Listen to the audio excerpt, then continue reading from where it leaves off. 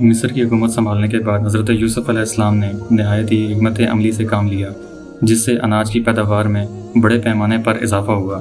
اناج کے استعمال میں احتیاط اور کفایت شاری سے کام لیا گیا، اور قحط کے دنوں میں ذخیرے کیے ہوئے اناج کو یوسف علیہ السلام نے خود اپنے نگرانی میں عوام میں مفت تقسیم کیا۔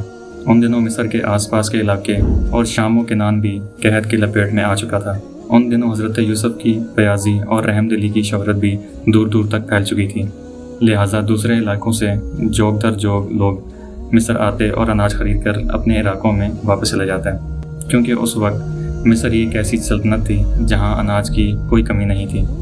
ان دنوں حضرت یعقوب علیہ السلام اپنے 11 بیٹوں اور پورے خاندان سمیت کنان میں موجود تھے، اور یہ لوگ بھی غلے کی کمی کی وجہ سے بہت پریشان تھے۔ لہٰذا حضرت یعقوب نے اپنے بیٹوں سے کہا کہ تم بھی مصر جا کر اس رحم دل بادشاہ سے غلہ لے کرو۔ لہٰذا حضرت یعقوب کے 10 بیٹے مصر جانے کے لیے روانہ ہوئے، لیکن بنیامین جو یوسف علیہ السلام کے اپنے سگے بھائی تھے اور تمام بھائیوں میں سب سے چھوٹے تھے، انہیں حضرت یعقوب نے مصر جانے سے منع کیا اور باقی 10 بیٹوں کو مصر کی طرف روانہ کر دیا۔ یہ اللہ کی قدرت اور تقدیر کا فیصلہ ہی تھا کہ جن بھائیوں نے کبھی حضرت یوسف کو بیچ دیا تھا، آج وہی یوسف سے اناج مانگنے مصر جا رہے تھے۔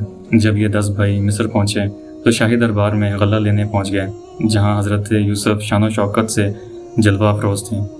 آپ کے بھائیوں نے تو آپ کو نہ پہچانا، لیکن حضرت یوسف نے اپنے بھائیوں کو پہچان لیا۔ حضرت یوسف علیہ السلام 7 برس کی عمر میں ان سے جدا ہوئے تھے اور اب 40 سال کے ہو چکے تھے۔ آپ نے مزید اطمینان کے لیے ان سے سوالات کیے اور فرمایا، تم مصری معلوم نہیں ہوتے، تمہاری زبان بھی عبرانی ہے، کہیں کسی دشمن کے جاسوس تو نہیں ہو؟ ان سوالات کا مقصد یہ تھا کہ وہ اپنے حالات کے بارے میں سب کچھ بتا دیں۔ بھائیوں میں سے ایک نے بتایا کہ وہ نبی زادے ہیں اور حضرت یعقوب علیہ السلام کی اولاد ہیں۔ انہوں نے کہا کہ ہم 12 بھائی تھے، ایک بھائی کو بچپن میں بھیڑیا کھا گیا، جس کے غم میں ہمارے والد نابینا ہو چکے ہیں۔ ایک چھوٹا بھائی بھی ہے جسے والد کی دیکھ بھال کے لیے ہم کنان چھوڑ آئے ہیں۔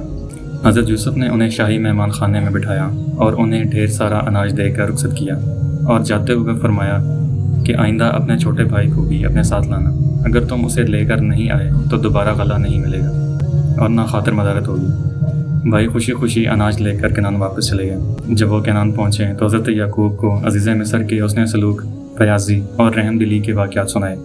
ساتھ ہی یہ بھی کہا کہ انہوں نے ہمیں حکم دیا ہے کہ اگر آئندہ اپنے چھوٹے بھائی کو اپنے ساتھ نہ لائے تو اناج نہیں ملے گا، لہٰذا بنیامین کو ہمارے ساتھ بھیج دیجیے تاکہ ہم پھر غلہ لائیں، ہم اس کی نگہبانی کی ذمہ داری لیتے ہیں۔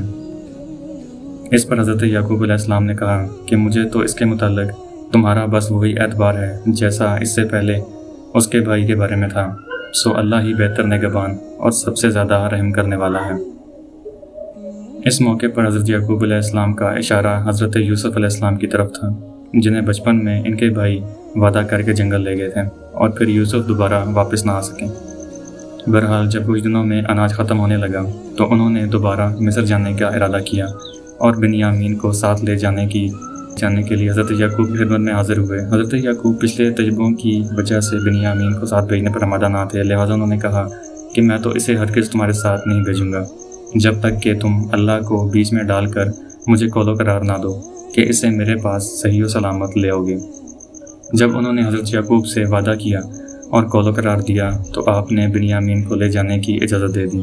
پھر حضرت یعقوب نے انہیں ہدایت دیتے ہوئے فرمایا کہ اے میرے بیٹوں، تم سب ایک ہی دروازے سے داخل نہ ہونا بلکہ جدا جدا دروازوں سے داخل ہونا، اور میں اللہ کی تقدیر تم سے نہیں ٹال سکتا، بے شک حکم اسی کا ہے، میں اسی پر بھروسہ رکھتا ہوں اور اہل توکل کو بھی اسی پر بھروسہ رکھنا چاہیے۔ دراصل یہ 11 بھائی تندرست و توانا اور جوان تھے، لہٰذا اگر وہ مصر میں ایک ہی دروازے سے داخل ہوتے تو انہیں نظر لگ جانے کا خطرہ تھا، اس لیے حضرت یعقوب نے انہیں الگ الگ دروازوں سے داخل ہونے کا حکم دیا تھا۔ چنانچہ یہ سب بھائی بنیامین کو ساتھ لے کر عزیز مصر کے دربار میں پہنچ گئے۔ جب یوسف علیہ السلام نے اپنے سگے بھائی بنیامین کو دیکھا تو انہیں فوراً پہچان لیا۔ حضرت یوسف نے اپنے 2 بھائیوں کو ایک ایک کمرے میں ٹھہرایا، اس طرح بنیامین تنہا رہ گئے تو انہیں الگ کمرے میں ٹھہرایا گیا، اور پھر تنہائی میں حضرت یوسف علیہ السلام نے ان سے ملاقات کی اور حقیقت بتائی کہ آپ یوسف ہیں۔ حضرت یوسف نے بنیامین سمیت سب بھائیوں کا اناج ان کے اونٹوں پر لدوا دیا اور وہ خوشی خوشی کنعان کی طرف روانہ ہو گئے۔ قرآن پاک کے مطابق پھر جب انہیں ان کا سامان ٹھیک کر کے دیا تو اپنے بھائی کے سامان میں پانی پینے کا پیالہ رکھ دیا۔ پھر ایک آواز دینے والے نے پکار کر کہا کہ اے قافلے والوں، تم لوگ تو چور ہو۔ وہ ان کی طرف متوجہ ہو کر کہنے لگے، تمہاری کیا چیز چوری ہوئی ہے؟ وہ بولا، بادشاہ کا پیالہ۔ وہ کہنے لگے کہ اللہ کی قسم، تم کو معلوم ہے کہ ہم اس ملک میں اس لیے نہیں آئے کہ خرابی کریں، اور نہ ہم چور ہیں۔ اس نے کہا، اچھا، اگر تمہارے سامان میں وہ پیالہ مل گیا تو پھر اس کی سزا کیا ہوگی؟ بھائیوں نے جواب دیا، یعقوب علیہ السلام کی شریعت میں اس کی سزا یہی ہے کہ چور کو اس شخص کے سپرد کر دیا جاتا ہے۔ وہاں سب بھائیوں کے سامان کی تلاشی لی گئی، اور آخر میں بنیامین کے سامان کی تلاشی کے دوران وہ پیالہ ان کے سامان کے اندر سے برآمد ہو گیا۔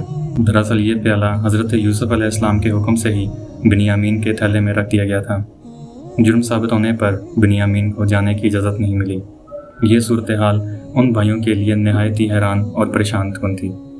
ان کے بھائی بہت پریشان ہوئے۔ انہیں یہ فکر تھی کہ والد کو کیا جواب دیں گے، لہٰذا انہوں نے حضرت یوسف سے درخواست کی کہ بنیامین کے والد بہت بوڑھے ہیں، اس کی جگہ آپ ہم میں سے کسی بھی بھائی کو روک لیں۔ حضرت یوسف نے فرمایا کہ یہ ممکن نہیں، جس کے سامان سے مال برآمد ہوا ہے وہی سزا کا مستحق ہے۔ بھائی بہت مایوس ہوئے اور آپس میں بیٹھ کر مشورہ کرنے لگے۔ سب سے بڑے بھائی نے کہا کہ تمہیں یاد نہیں کہ اپنے والد سے بنیامین کو واپس لانے کا ہم نے پختہ عہد کیا تھا؟ ہم سب اس سے پہلے حضرت یوسف علیہ السلام کے معاملے میں بھی کوتاہی کر چکے ہیں، تو جب تک والد مجھے حکم نہ دیں میں تو اس جگہ سے ہلوں گا بھی نہیں۔ یہ بڑا بھائی یہودا تھا۔ باقی 9 بھائی مصر سے روانہ ہوئے اور کنعان پہنچ کر حضرت یعقوب کو ساری صورتحال سے آگاہ کیا۔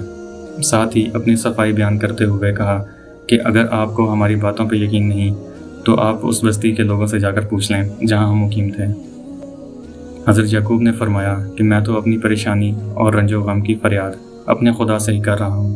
مجھے اللہ کی طرف سے وہ باتیں معلوم ہیں جو تم نہیں جانتے۔